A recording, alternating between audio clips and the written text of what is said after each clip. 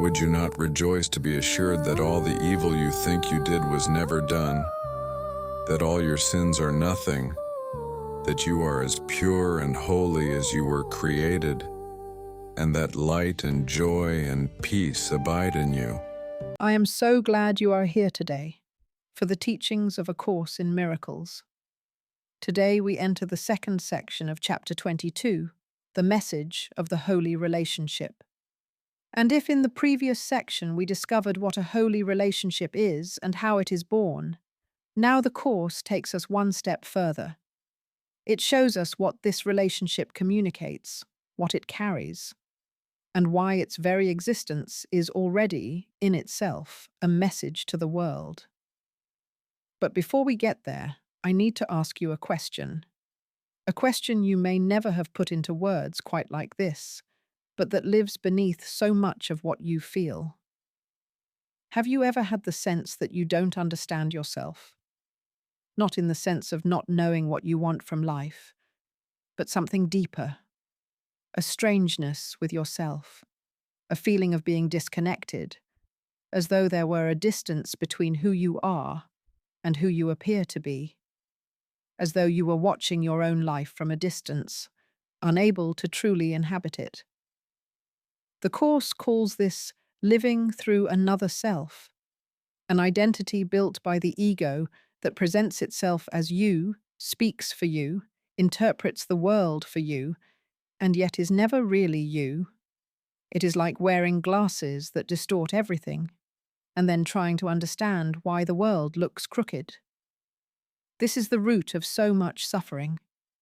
Not the circumstances out there, not the difficult people, not the problems life presents, but this your fundamental confusion about who you are, and where the vision through which you interpret everything actually comes from. And this is precisely where the holy relationship enters. Not as a promise that everything will be fine if you find the right person, but as the place where that confusion begins to dissolve, where true vision begins to be restored, where you begin to remember who you really are. The Course uses a beautiful image to describe this. It compares the holy relationship to a newborn baby, something new, fragile that needs to be nurtured, but at the same time, something ancient, older than any illusion that came before it. Because what is born in the holy relationship is not being created now. It is being recognized, remembered. And what does this baby carry? A language. The language you forgot you knew. The language of love, of true vision, of real communication. The kind that does not pass through the body, does not depend on words, and cannot be distorted by the ego. Throughout this video, we will explore three central aspects of this section. First, we will understand why the ego's vision can never show us the truth, and what happens when we live guided by it.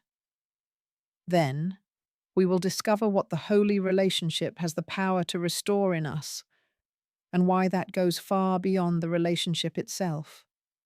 And finally, we will sink on how Christ enters that space, and what that means in practice for your life today. Because this section is not theory, it is an invitation to recognize that something in you already knows this, and that the holy relationship is the place where that knowing rises back to the surface. The vision that is not yours. The Course opens this section with a statement that seems simple, but when you truly stop to absorb it, changes everything. If you attack whom God would heal and hate the one he loves, then you and your Creator have different wills. But wait. If you are the will of God, and the Course says you are, then what does that mean? It means that whoever is attacking and hating is not you. It is that other self, that identity fabricated by the ego that installed itself in the place that is yours, and began seeing the world through its own distorted eyes. And the Course asks, Where does that strangeness you feel come from? That diffused discomfort, that sense of meaninglessness, that unease that appears even when everything on the outside seems fine. It comes from exactly this, from living a life that is not yours, through eyes that are not yours, interpreting messages that never truly reach you. Think about that for a moment. Have you ever tried to understand something that simply made no sense, no matter how hard you tried? The Course says that is exactly what happens when we try to comprehend the world through the ego's perception, because the ego does not speak our language. It never did. And no matter how hard we try to decipher what it tells us about ourselves, about others, about what is real, we will never arrive at a conclusion that brings true peace. Because peace cannot come from a source that does not know peace. And here is something the Course says with a clarity that moves me deeply. God has no secrets. He does not lead us through a path of suffering to reveal at the end why he did it. That idea of a God who hides, who tests, who punishes, is a projection of the ego. It is the ego describing God in its own image. The truth is that everything you need to understand is already available to you. True vision that needs no interpreter. It reaches you directly, without distortion, without translation, because it is your native language, the language you knew before you learned the ego's tongue. And the holy relationship is the place where that language begins to be spoken again. If you enjoy this content, leave a like.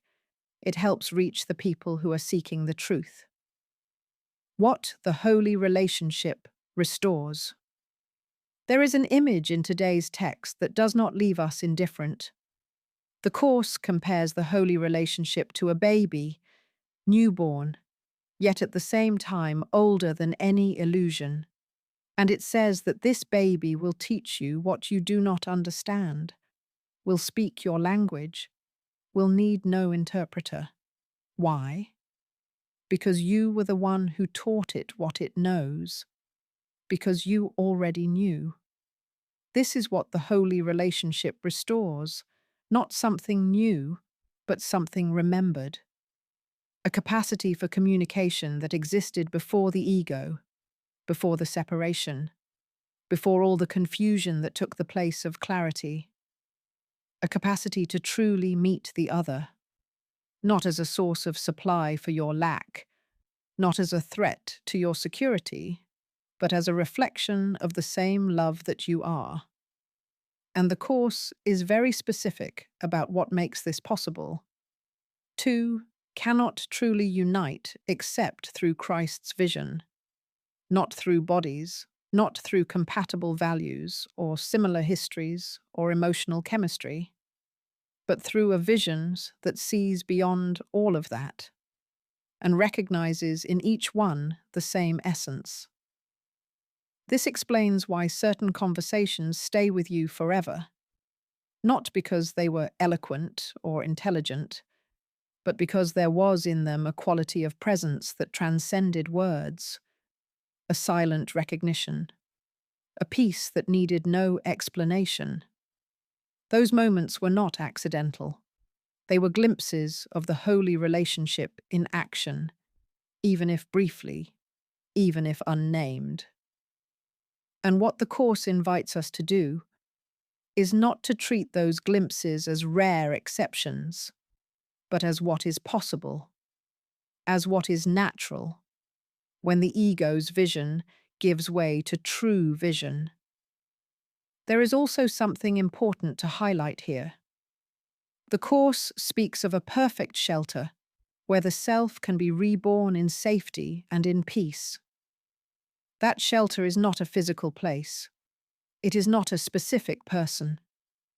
It is what is created when two meet with the intention, even if imperfect, even if still learning, to see the other with the eyes of love. Have you ever felt that with someone? Completely safe to be who you are, without the need to perform, without fear of judgment? If so, you touched this. You felt what the Course is describing. And what you felt, the Course says, is what is true. The rest is illusion. If you are not yet subscribed, subscribe now. Each video is a step on the path to freedom. And share this video with someone who needs to hear this. When Christ enters, the Course closes this section with something that touches something very deep. Where Christ enters, no one is alone. Because he could never find a home in separate individuals. He can only dwell in the space between two who have joined in truth. That may sound abstract, but let me show you how concrete it is. Think of a moment when you were in conflict with someone, and suddenly, instead of continuing to defend your position, something in you softened.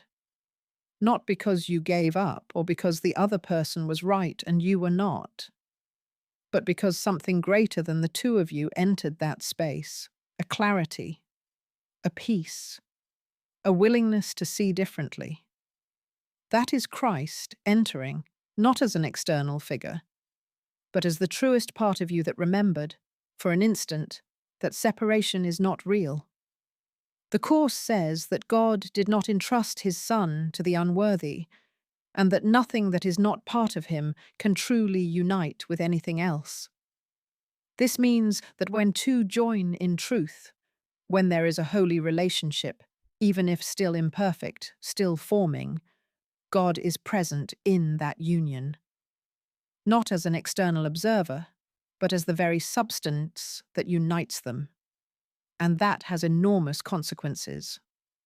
It means you do not need to struggle to make a relationship work through willpower, communication techniques, or forced patience. What you need is willingness.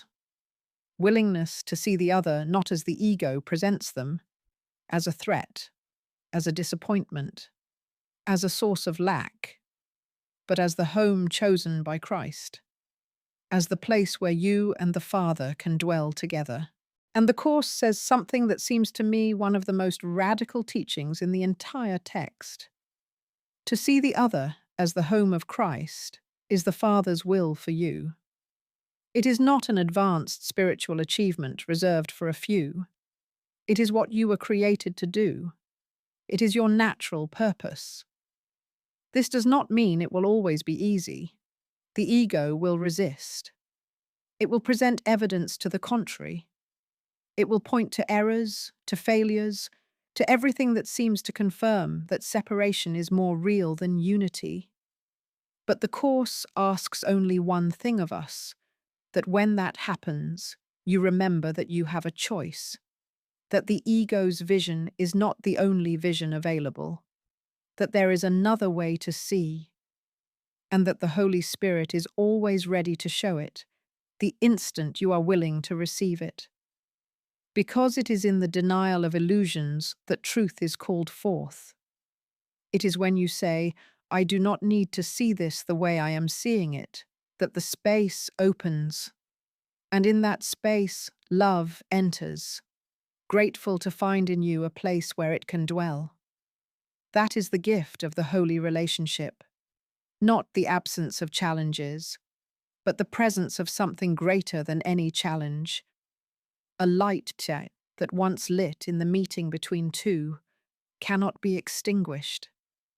And every time you choose to see the other with the eyes of love, even for an instant, even imperfectly, you are preparing that home. You are letting Christ enter. You are doing exactly what you came here to do. You are so blessed, you really are. Thank you so much. See you in the next video.